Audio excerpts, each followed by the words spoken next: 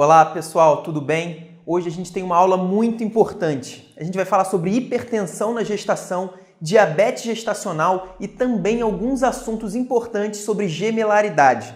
Para vocês terem uma ideia da relevância desse tema, a hipertensão é a maior causa de morte materna no Brasil. Acho que só isso já diz tudo, não? Então prestem atenção para vocês acertarem a maioria das questões sobre o assunto. Vamos nessa?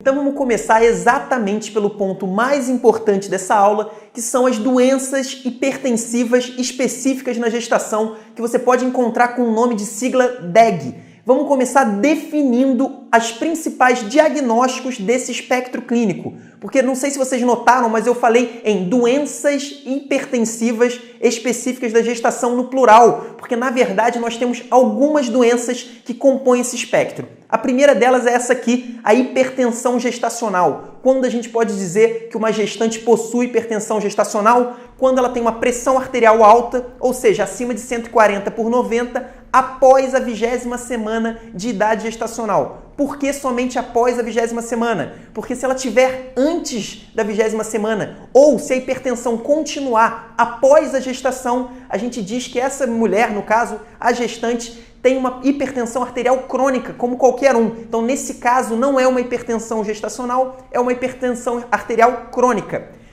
E se a gente continuar aqui, a gente vai ver o ponto mais importante de todo esse espectro, sem dúvida, é a doença mais importante, é a pré-eclâmpsia. Como você vai diagnosticar, como você vai definir que uma gestante tem pré-eclâmpsia? Quando ela tem uma pressão arterial alta associada a proteinúria de pelo menos 300 miligramas por dia após a 20ª semana. Isso é fundamental. Por que é fundamental?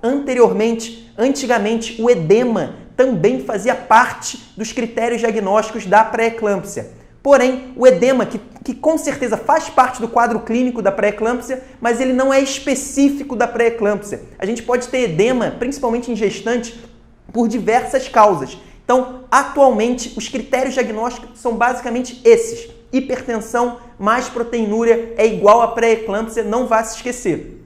E aí, continuando, vocês vão ver a pré-eclâmpsia sobreposta, que basicamente é uma pré-eclâmpsia que surge numa mulher que já tinha pressão arterial alta. Então, aquela gestante que já tinha sido diagnosticada com hipertensão antes da gestação, ou então foi diagnosticada com hipertensão arterial crônica na primeira consulta de pré-natal. Se essa gestante começa a ter proteinúria, a gente diz que ela tem pré-eclâmpsia sobreposta. Agora vamos para os dois últimos quadros clínicos, esses são os dois mais graves, os quadros que você não quer ter na sua paciente, que são a síndrome HELP.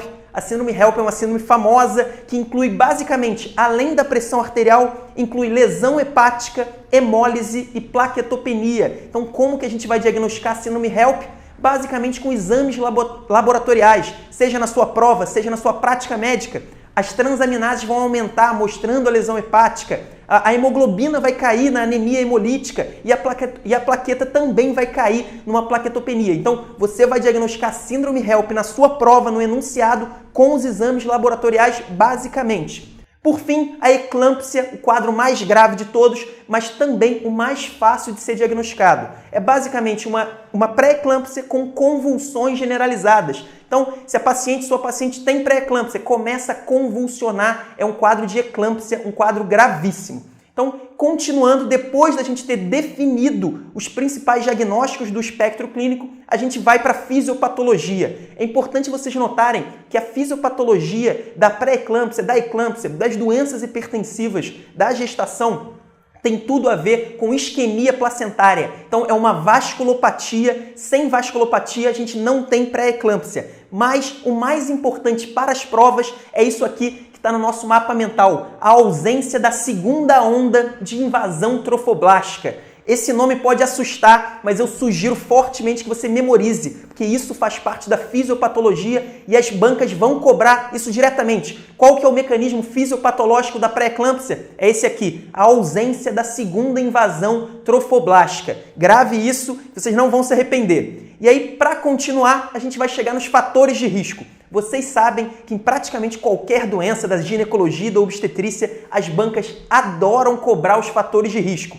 E é óbvio que sempre existe uma lista interminável de fatores de risco. É impossível a gente ficar decorando um por um, mas eu convido vocês a memorizarem esses principais aqui. Você está vendo sinalizado no nosso mapa a primiparidade, ou seja, aquela gestante que está no primeiro filho, na primeira gestação, tem um risco aumentado de desenvolver pré-eclâmpsia. Isso é muito importante, porque muitas vezes as bancas fazem perguntas, perguntando assim, quais desses fatores não é um fator de risco para pré-eclâmpsia? E vai estar lá multiparidade. Exatamente é essa a resposta, a multiparidade não é um fator de risco para pré-eclâmpsia, pelo contrário, é a primiparidade que é. Além disso, a história pessoal de pré-eclâmpsia, a hipertensão arterial crônica, o diabetes mellitus e a doença renal crônica, a gente colocou esses asteriscos aqui. Por que a gente colocou? Porque esses são considerados fatores maiores de risco para pré-eclâmpsia. E isso demanda que a gente faça um AAS profilático da 12ª à 37ª semana de idade gestacional. Então grave isso. Se você começa um pré-natal de uma gestante que já é hipertensa, ou já tem diabetes, ou tem doença renal crônica, ou ela já teve pré-eclâmpsia em outra gestação, você tem que começar um AS da 12ª e só vai parar na 37ª semana como profilaxia para pré-eclâmpsia. Isso é uma novidade do ano passado no Congresso Europeu do Assunto, que foi um congresso importantíssimo. Além disso, a gente tem outros fatores, por exemplo, como o longo intervalo interpartal, mas esses, sem dúvida, são os principais. Além dos fatores de risco, você sempre deve prestar atenção se há isso aqui, ó, fatores de proteção, especialmente quando um deles é o tabagismo. Logo, o tabaco, um fator de risco para diversas doenças, a principal causa de morte evitável no mundo. No caso da pré-eclâmpsia, ele não é um fator de risco e diversas referências colocam ele como um fator protetor. Então preste atenção, tabagismo e abortamento prévio não são fatores de risco para pré-eclâmpsia, pelo contrário, eles são citados por diversas referências como fatores protetores.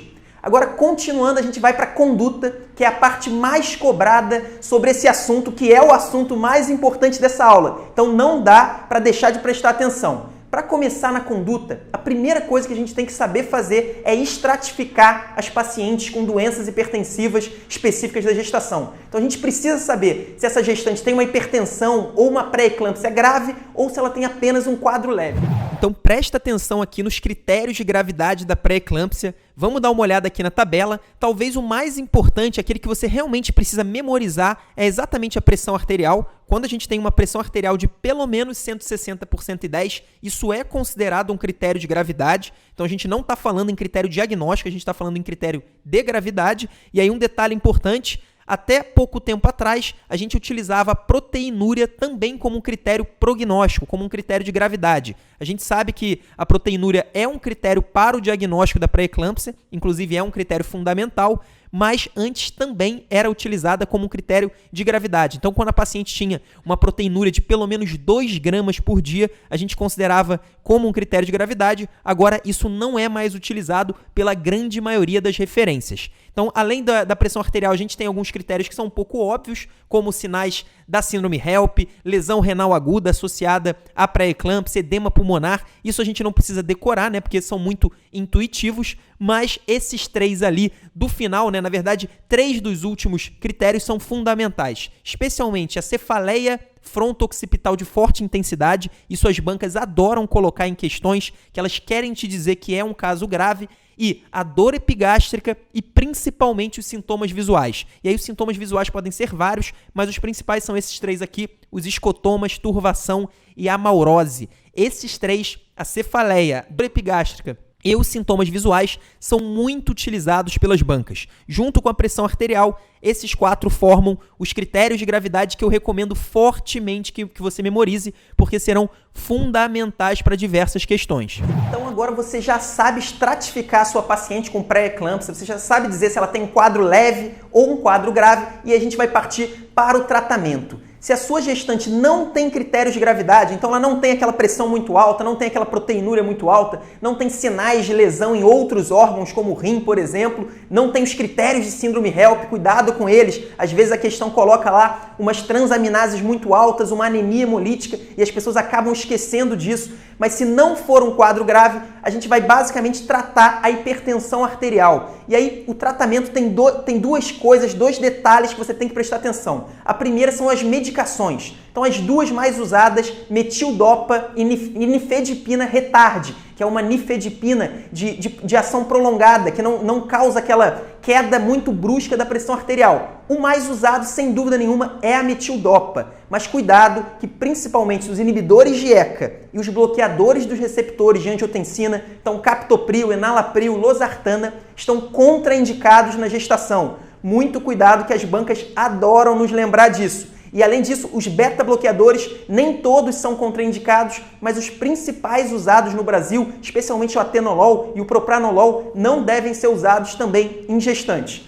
Mas continuando, o segundo fator que você deve ficar de olho na hora de tratar a sua gestante com pré-eclâmpsia, para cair essa pressão arterial, é que no caso do tratamento da hipertensão arterial na gestação, a gente não vai objetivar uma pressão arterial normal. Então você não vai trazer essa pressão arterial da gestante para 11/7, para 110/60, nada disso. O grande objetivo vai ser diminuir abaixo de 150/100. Mais uma vez, existem divergências na literatura. Então, alguns lugares vão falar 150%, outros vão falar 160%, outros vão falar um pouco menos, mas fique atento ao contexto geral. Então, o importante é vocês saberem que vocês não vão normalizar a pressão arterial. Por quê? Porque nunca foi comprovado benefício em você reduzir muito a pressão arterial da gestante. Então, basicamente, o valor, hoje em dia, o valor mais consensual é esse aqui, de 150%.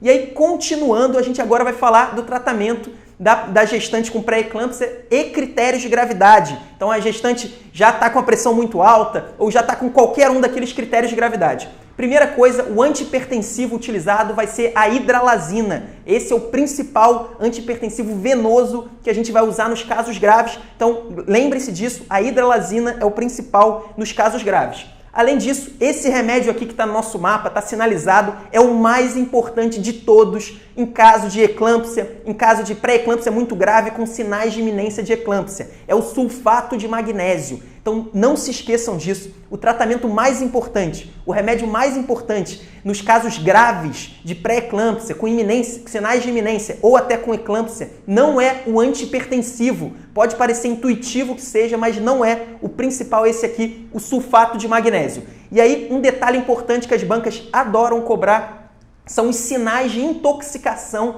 pelo sulfato de magnésio. Por quê? Porque essa medicação ela tem uma faixa terapêutica estreita. Então a dose tóxica do sulfato de magnésio é muito parecida com a dose terapêutica. Então não é incomum que a sua gestante comece a ter esses sintomas aqui, especialmente a redução ou abolição dos reflexos profundos e a bradipneia, então a redução da frequência respiratória. E é importante, vocês estão vendo que eu coloquei oligúria aqui com 3 asteriscos, por quê? Porque a oligúria não é um sinal de intoxicação pelo sulfato de magnésio. Pelo contrário, ela é um fator de risco para a intoxicação. Então, em caso de pré-eclâmpsia grave, eclâmpsia, é muito comum que a gestante fique oligúrica e isso gera um aumento no risco da intoxicação. Já houve até bancas de prova de residência que se bagunçaram, se embananaram com essas informações, mas na verdade, cuidado, a oligúria não é um sinal de intoxicação do sulfato de magnésio, na verdade ela é um fator de risco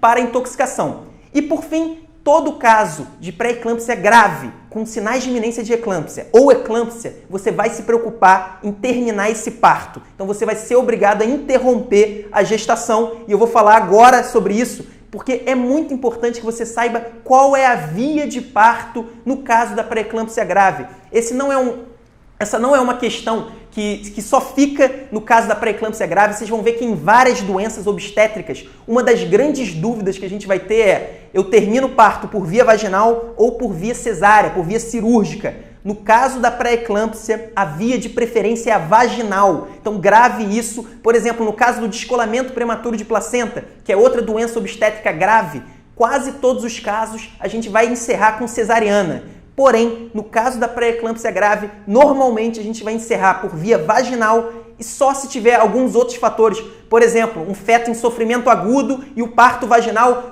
a gestante ainda não está com dilatação, não está nada preparado, aí sim a gente vai ter que adiantar esse parto e fazer uma cesárea. Mas se não for um quadro de emergência, você precisa encerrar agora o parto, a nossa preferência vai ser a via vaginal, mesmo que a gente tenha que induzir o parto, claro que dependendo das condições do feto. Bom, eu falei aqui sobre a via do parto no caso da pré-eclâmpsia grave, mas agora a gente precisa falar quando a gente vai interromper a gestação no caso de mulheres com doenças hipertensivas específicas da gestação. Então, se for um quadro leve e assintomático, a gente pode segurar essa gestação até o termo, ou seja, até a 37ª semana de idade gestacional. Porém, se tiver sinais de gravidade, a gente tem uma certeza que é essa aqui. Se a gestação já passou de 34 semanas, a gente deve interromper o mais rápido possível, porque não vale a pena a gente segurar um feto que já tem uma maturidade pulmonar, já tem uma maturidade orgânica adequada, não vale a pena a gente segurar ele nessa gestação de alto risco. O grande problema é quando a gestação está antes de 34 semanas e a pré-eclâmpsia grave. Nesses casos não existe um consenso, nesse caso não existe uma concordância de todas as referências e você vai precisar usar o seu bom senso. Então, quanto mais grave for o caso, maior a sua tendência de interromper a gestação e quanto mais próximo à 34ª semana, também maior essa tendência. Normalmente as bancas não vão te cobrar esses casos muito polêmicos, muito controversos. Mas se cobrar, não tem jeito, a gente vai ter que tentar ver pela gravidade e pela idade gestacional qual vai ser a melhor escolha. Continuando a aula, a gente vai falar agora sobre diabetes na gestação, um assunto também importante, o segundo mais importante da aula. Então, para começar falando de diabetes na gestação, um dos pontos mais importantes e mais cobrados é o rastreio e diagnóstico da diabetes gestacional. Esse é um ponto que sempre foi muito polêmico, sempre houve várias condutas diferentes. Então, o Ministério da Saúde falava uma coisa, a ADA falava outra, outra sociedade de diabetes falava outra coisa. Sempre foi uma grande confusão, mas para nossa sorte, no ano passado ou no ano retrasado, não me lembro exatamente, houve uma unificação desses critérios, especialmente do Ministério da Saúde com o da ADA. Então, eu sugiro que você memorize esse. Existem, claro, outros, mas esse aqui é o mais importante. Então, como você vai fazer o rastreio e diagnóstico da diabetes na gestação? Na primeira consulta do pré-natal, então a sua gestante chegou lá com 10 semanas de idade gestacional, por exemplo, para a primeira consulta, você vai solicitar uma glicemia de jejum. E aí, se essa glicemia de jejum for acima de 125, ou seja, for 126 para cima, você já vai considerar ela como uma diabetes prévio. Ou seja, não é uma diabetes gestacional, é uma diabetes que ela já tinha e que você só está fazendo esse diagnóstico agora na gestação. Por outro lado, se ela tiver uma glicemia de jejum de 92 a 125, esse é o ponto que você tem que prestar mais atenção. Nesse caso, é claro que você vai ter que confirmar essa glicemia, então você faz um outro exame, isso vale também para o caso do 126 para cima, mas se você confirmar e a sua gestante estiver entre 92 e 125, você vai fazer o diagnóstico nesse primeiro momento de diabetes gestacional.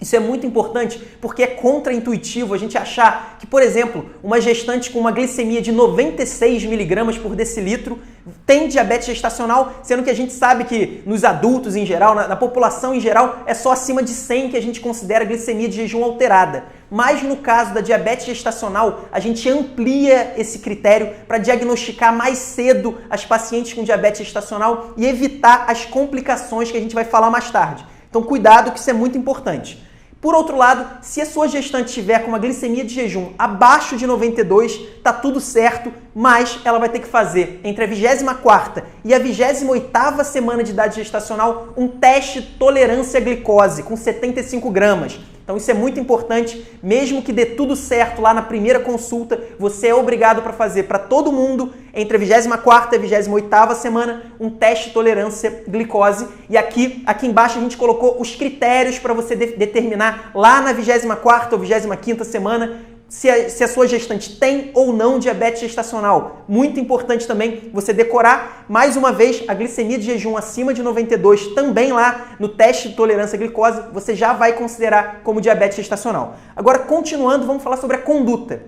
A conduta do diabetes gestacional tem algumas similaridades ao diabetes normal, mas eu quero chamar sua atenção para duas diferenças muito importantes. A primeira delas, a medicação que você vai usar é a insulina. Isso é importante porque existe uma certa controvérsia. Provavelmente a gente vai ter mudanças nos próximos anos sobre isso. A metformina tem se mostrado uma medicação segura na gestação. Só que as principais diretrizes, as principais organizações ainda não abraçaram a metformina e ela não faz parte do arsenal terapêutico da diabetes gestacional por enquanto. Então, por enquanto, você vai decorar o seguinte: você vai usar insulina, não vai usar medicações orais para o diabetes na gestação. E a outro ponto da diferença na conduta do diabetes comum para o diabetes gestacional é que no diabetes gestacional a gente vai buscar uma glicemia muito mais baixa do que a gente busca no diabetes comum. Então, se a gente for lembrar, no diabetes comum normalmente a gente vai buscar uma hemoglobina glicada abaixo de 7, às vezes até abaixo de 7,5, mas isso significa que é uma glicemia bem alterada, é uma glicemia ali pelo menos acima de 120. No caso do diabetes gestacional, pelo contrário, a gente vai buscar uma euglicemia, uma glicemia de jejum abaixo de 95. Se a gestante não tiver com uma glicemia, por exemplo, abaixo de 95, e você prescrever a dieta correta, exercícios físicos, e depois de 2 semanas ela ainda continuar com a glicemia de jejum alterada, a gente já vai partir para a insulina. Então, cuidado, gravem esse conceito, tanto lá no diagnóstico quanto na conduta. O objetivo é tratar o mais precocemente possível para evitar exatamente as complicações, que é o que a gente vai falar a partir de agora. A primeira delas, que você já está vendo aqui, sinalizado no nosso mapa mental, é a mais famosa, a que as bancas mais usam nas questões, sem dúvida nenhuma, é a macrosomia, ou seja, o feto grande, aquele feto que tem 5 quilos, acima de 4 quilos. Então, o feto grande é uma complicação clássica da diabetes gestacional. E aí, em segundo lugar, tem uma outra complicação que parece totalmente contraditória, que é o CIUR, crescimento intrauterino restrito. Como é que eu acabei de falar que a diabetes gestacional causa macrosomia fetal? Como é que ela pode causar também crescimento intrauterino restrito?